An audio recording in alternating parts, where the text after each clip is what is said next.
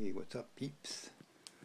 What you're looking at is a vintage Pioneer SX850 stereo receiver, produced in 1976. And this is my attempt to do a restoration on this. I'm practically done. I wanted to start this from the beginning, but totally forgot. So I figured I'd do a little video to catch you guys up on what I've been up to for a couple of weeks. This is the underside, and to give you some idea of what I've been up to, I've been recapping everything here.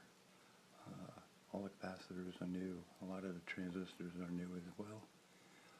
She's working right now, but I've been working on this balance potentiometer right here. It's acting a little flaky. I thought maybe it needed better cleaning, so I actually had to take this apart. I'll show you what I'm talking about. I had to unsolder it just to get in there with some deoxin. And I'll show you. This is the stuff I've been using. This is really good for temperature switches, anything that makes a contact. You can use this on just about anything in a receiver except the tuner capacitor. That will screw it up big time. So whenever you use this, CRC cleaner would be the best bet. But since I've been having a little issue with this bad boy, I decided I'd take it apart, give it a good cleaning, and while I have the board out, I'll also do the volume control. And I do have two more capacitors I need to replace on this one board here. This is the equalizer board for the phono. And these two capacitors need to be changed out. They're 100 microfarad, 10 volts. And I'm going to replace them with, if I can focus on it. Come on. It's going to be a dick. Can't believe I can't focus on that.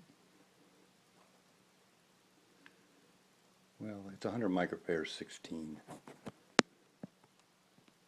Here we go, 16 volts. A little more headroom, 6 more volts. So it should do the trick. What else have I done? Yeah, the protection board, which is this guy here, recapped that. It has a habit of going bad. That actually activate the relay here for the speakers. Also put a diode between pins 9 and 12 because this transistor is not designed to handle a little surge of current that a relay like this, which has a coil, would generate. So by putting a diode here, it eliminates that problem. And let's see, power supply, that's pretty much 100% done. So I'll work on these two, take this one board out, which is a switchboard, which is for my AM, FM, phono 1, 2, and auxiliary. And I need to clean these two again, the phonos 1 and 2. For some reason, on 2, if I touch the tuner and move it around, I'm actually hearing static. So I'm not sure if I'm making good contact on this or not. I did a little reading last night on there, and I haven't found anybody that had that same problem. So I'll figure it out. It's no big issue. What else did I have to do? On the front side, you'll see the tuner. That's about 90% done. I'm waiting for about 8 more parts. And I need to change, if I can show you, the little blue dots. Those are known as tantalum capacitors. They last a long time, however, when they go bad, they actually explode or turn into little flares. So I've gotten rid of all of them on this receiver. Those are the last 2. And the preamp is done. And I actually had to reset the bias and the DC offset DC offset was really off. But that's what I've been doing. My other project is building my sister a new computer. It's a Define R5 case, and it's got, let's see, what does it have here? The Strix Z27 or Z270E gaming. The reason I got that because of the Wi-Fi. And the processor is Skylake 7700. I should be able to overclock that up to 5 gigahertz. I still need to get DDR4 memory and a cooler. I'll get water cooler for that. And let's see, and a hard drive. And this baby will be up and running. So that's what I've been up to for the last couple of months. Rearranging the living room somewhat. And God, I hate this phone. Here we go. But yeah, we're going to start painting and getting everything back to the way we would like it. But that's all I got for you guys. I'll let you know how I, at least my progress on the balance control and the volume and the switches next time. So, catch you later. Hey, here's a little update. I did replace these two capacitors. That went smoothly. The problem I was having with the phono side, that every time I touched this tuner, it kind of moved it a little bit. I was getting static off the second phono jack, and it turns out that it's more where these cables are. I had to basically separate these a little more, and just by doing that and pushing these back a little bit, just touching them will make a noise big time. But when you put the back cover on, or the bottom cover, all that disappears, so that wasn't really an issue. Unfortunately, the balance control for the phono is bad. So I did go on eBay and found one, and so I'm going to go ahead and order that. I should have that hopefully maybe Thursday or Friday of this coming week.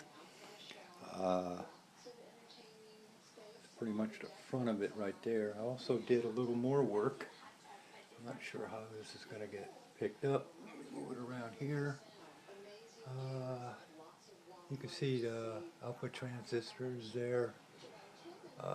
I actually took all that apart, pulled them out, added some better insulators in there, and changed those out and re-greased it with thermal grease, and got that all set up. Checked them all. They seem to be perfect, no problems. The only way to check them that I have right now is this here, this Atlas DCA. It checks capacitor, or not capacitors, but transistors.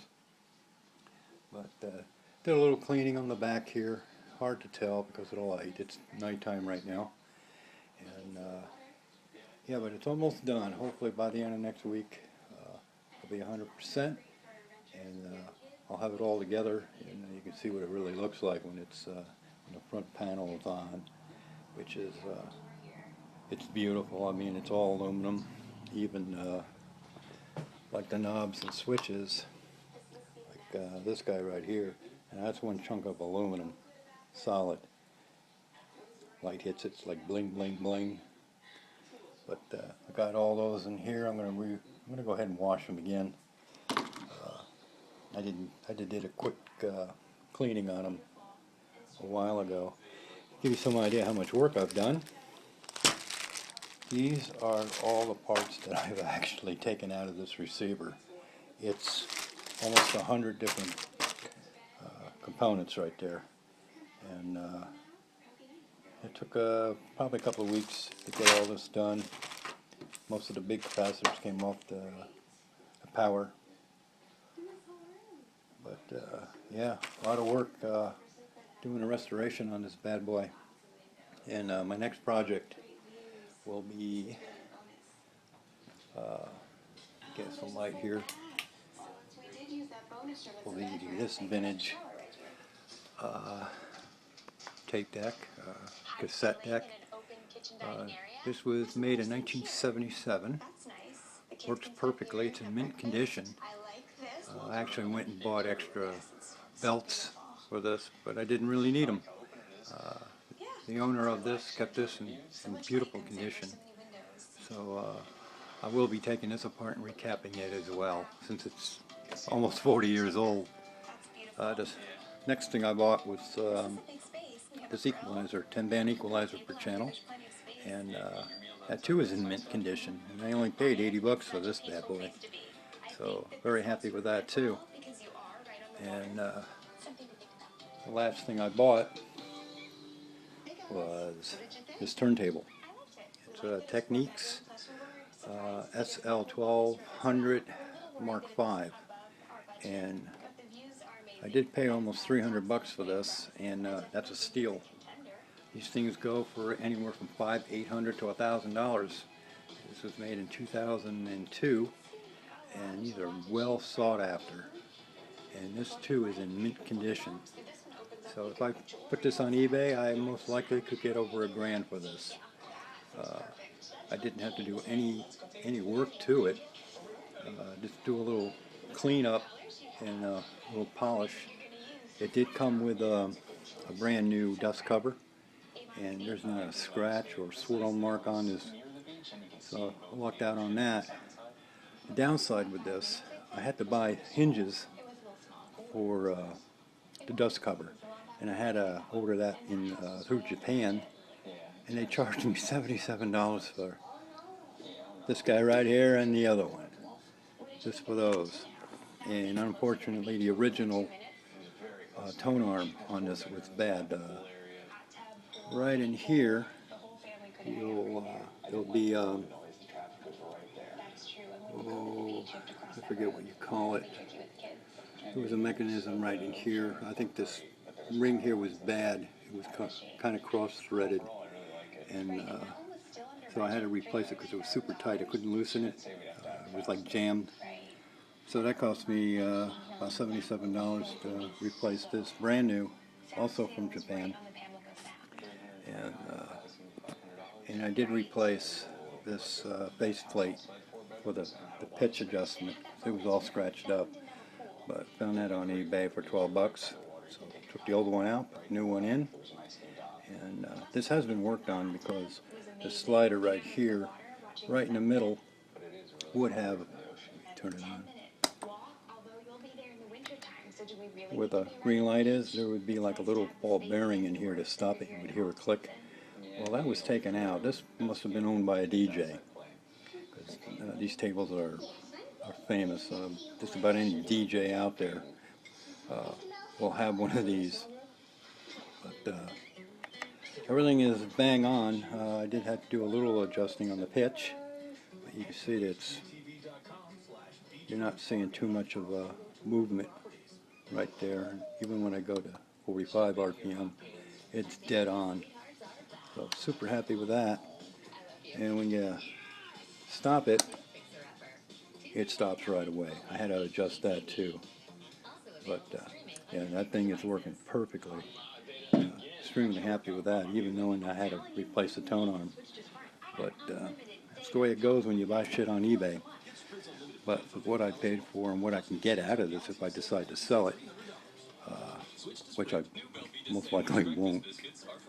But yeah, those will be my next projects, and hopefully by the end of next month I'll have my sister's computer all taken care of. It's got filters in place.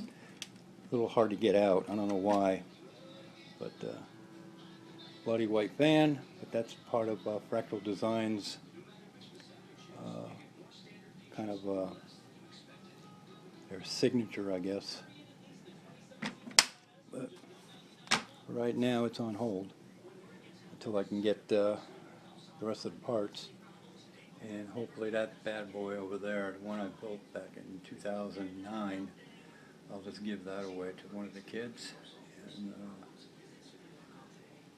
I guess that would be it for now, but this is coming along. I've actually had it running almost all day yesterday just to make sure everything was working right.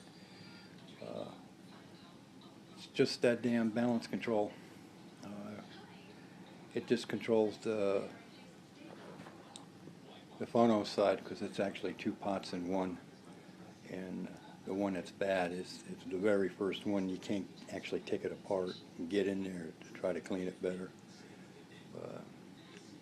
So far I'm happy with the progress.